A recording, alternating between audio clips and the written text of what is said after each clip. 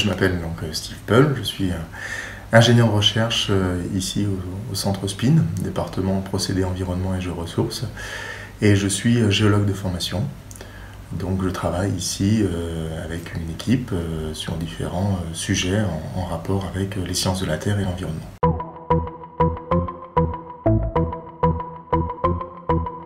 On travaille sur un projet qui se prénomme iPass, qui vise à trouver des solutions pour traiter des sols pollués, plus spécifiquement sur le site Industille France ArcelorMittal de Châteauneuf, donc à proximité de Rive de Gier, sur des laitiers sidérurgiques.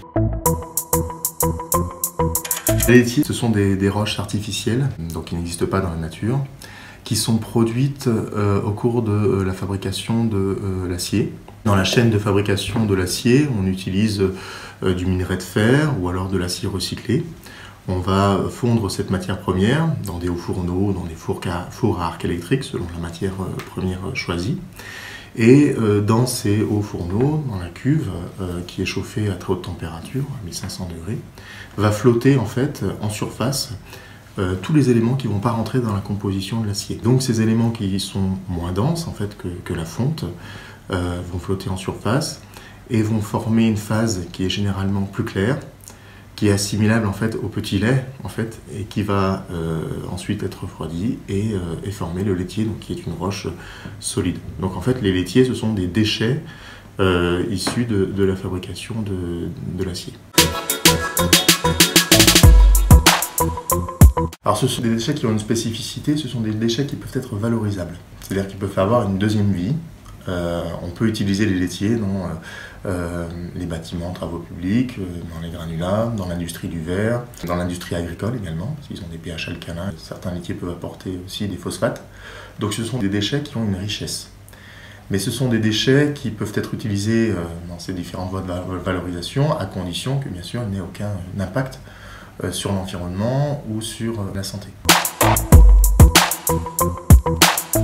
Oui, en fait, un polluant, c'est un élément qui est présent dans une matrice minérale et qui va avoir un effet, justement, sur l'environnement ou sur l'homme. Et plus précisément, dans le cadre du site de Rive de Gier, ce qui peut poser problème ici, c'est la présence d'éléments traces métalliques, du chrome notamment, qui a été retrouvé entre 2 et 4% sur certains laitiers dits anciens. Ce qui est conséquent. Ce qui peut représenter une part importante, effectivement. Il y a aussi d'autres éléments, il y a du molybdène, du vanadium, à hauteur de 500 ppm, partie par million, c'est-à-dire milligrammes d'éléments chimiques par kilogramme de roche, et également du zinc, en quantité 3 fois supérieure par rapport au molybdène. Ces éléments traces métalliques sont des éléments polluants, et paradoxalement, ce sont aussi des éléments qui peuvent être valorisés. Donc l'idée du projet et de nos travaux ici, c'est de trouver des solutions pour tenter de les récupérer, pour enlever ces éléments polluants de ces laitiers et en même temps trouver également une deuxième vie pour ces éléments traces métalliques, puisqu'ils peuvent être utilisés dans l'industrie chimique, dans les catalyseurs notamment, les pigments, dans les énergies nouvelles, les photovoltaïques, ou encore dans la fabrication de l'acier. On utilise le chrome en fait aussi en tant qu'élément important dans l'acier parce qu'il a des propriétés anticorrosives.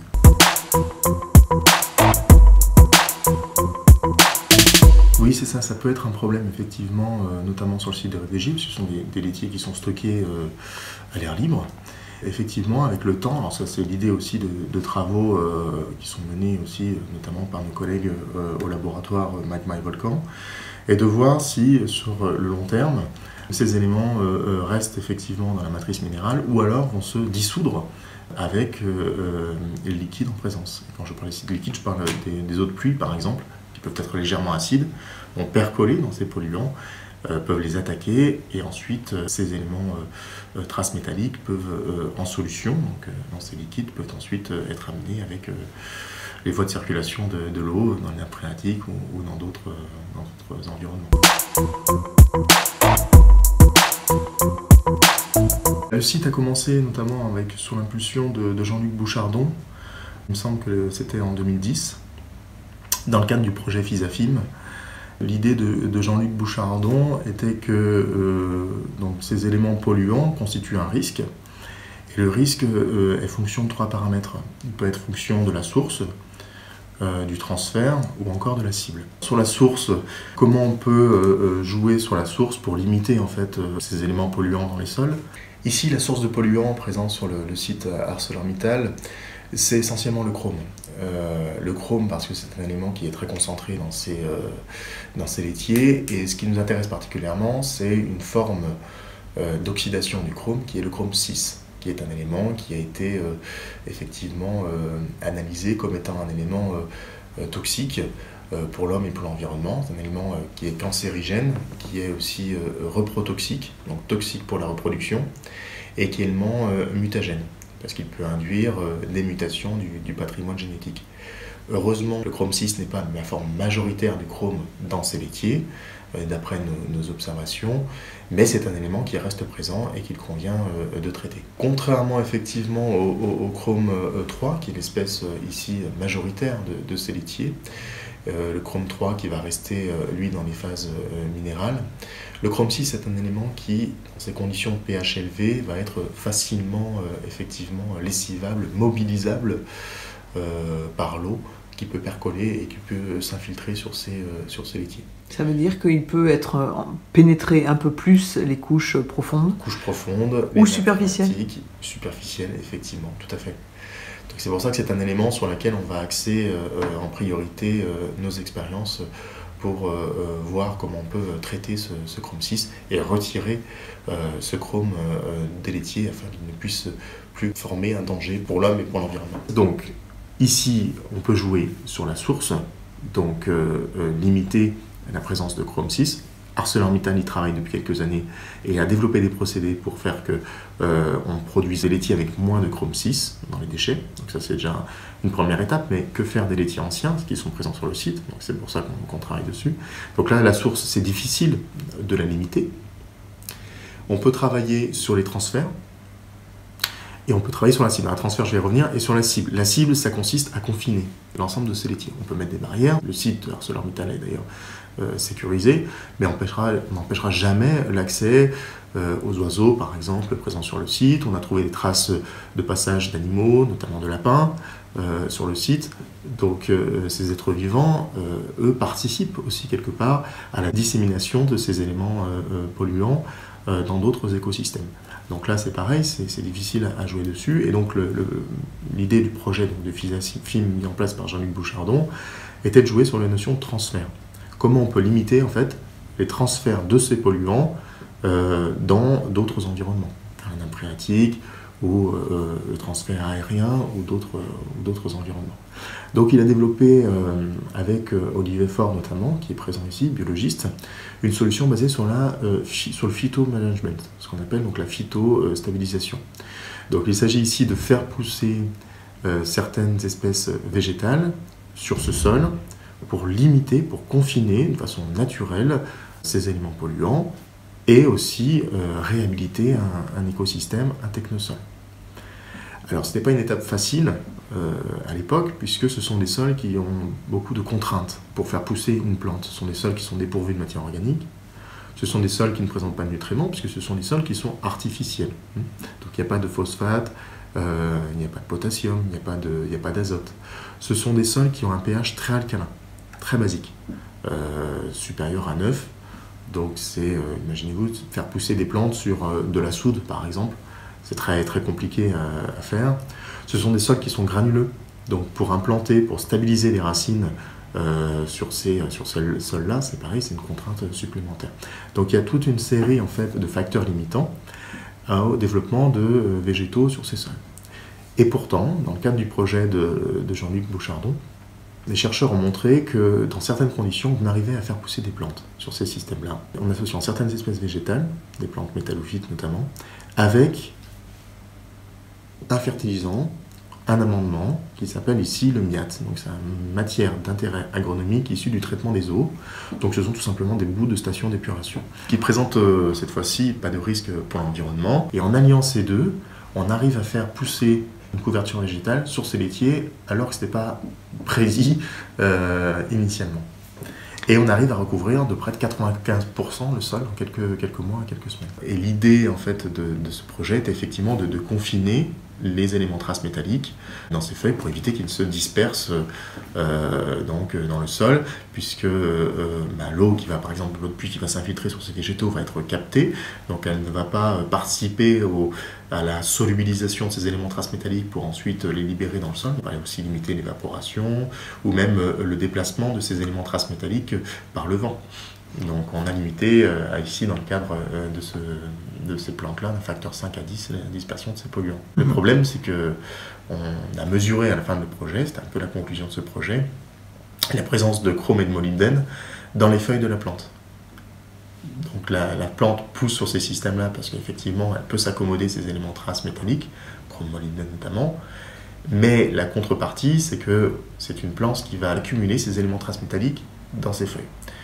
Donc, quelque part, ici, on réduit, on confine ces éléments polluants, mais on les concentre dans les feuilles.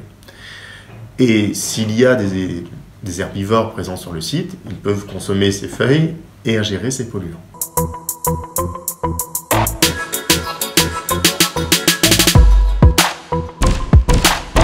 L'idée du projet iPass ici sur le projet actuel, ça va être de voir si on ne peut pas allier à la fois l'hydrométallurgie avec la phytostabilisation, donc faire pousser des plantes sur un sol qui a déjà été pré-traité, sur lequel on aura supprimé la fraction chrome-molybdène.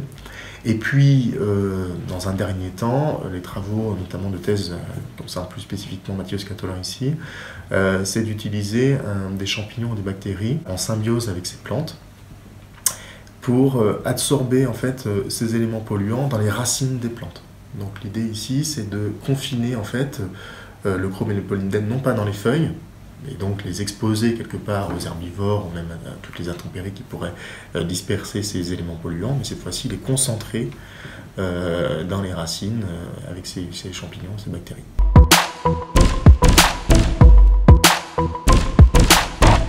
L'hydrométallurgie, c'est une voie chimique en fait, de traitement des laitiers sidérurgiques. Donc elle vise en fait à utiliser une solution chimique pour dissoudre ces éléments traces métalliques des laitiers et les retirer en fait de ces phases minérales. Première étape, on va faire une caractérisation de ces laitiers, c'est-à-dire utiliser différents outils analytiques pour essayer d'avoir une idée bien précise de la composition chimique de ces laitiers et puis essayer de la répartition en fait, des éléments traces métalliques au sein de ces laitiers, dans les différentes phases minérales notamment. Une fois qu'on aura une meilleure connaissance de ces laitiers et des éléments polluants qui sont présents dedans, de développer l'idée, ça sera de développer un protocole qui nous permettra de retirer ces éléments de traces métalliques de ces laitiers par des voies chimiques. On peut utiliser pour cela différents composés chimiques. On peut utiliser une voie acide, donc dissoudre en fait tout simplement, attaquer ces laitiers, mettre en solution l'ensemble des éléments présents dans ces laitiers et ensuite les récupérer. Mais l'idée du projet ici d'iPass, ça sera surtout de se concentrer sur une voie alcaline, basique, qui a été très peu testée jusqu'à là. Et cette voie est intéressante parce que c'est une voie sélective. En fait, en contexte basique, on attaquera plus préférentiellement les éléments traces métalliques et on va préserver la matrice minérale. L'idée ici est de toujours trouver une solution pour que ce soit acceptable d'un point de vue environnemental et économique. Si on arrive à retirer uniquement les éléments qui nous posent problème sur ces laitiers-là, et on arrive à préserver les matrices minérales, on arrivera à trouver une solution, à présenter une solution, à la fois aux industriels, mais également aux différents organismes régionaux, qui permettra de valoriser aussi ces laitiers, dans les granulats, dans le BTP, dans les différentes voies de valorisation que j'expliquais tout à l'heure. L'idée, c'est d'avoir une attaque sélective de ces éléments traces métalliques, en préservant au maximum la matrice minérale qui pourra être réutilisée dans d'autres voies de valorisation, et en récupérant sous forme liquide, en solution, les éléments traces métalliques, le chrome, le molybdène, le vanadium présents ici. Effectivement, c'est un projet qui est en collaboration avec ArcelorMittal.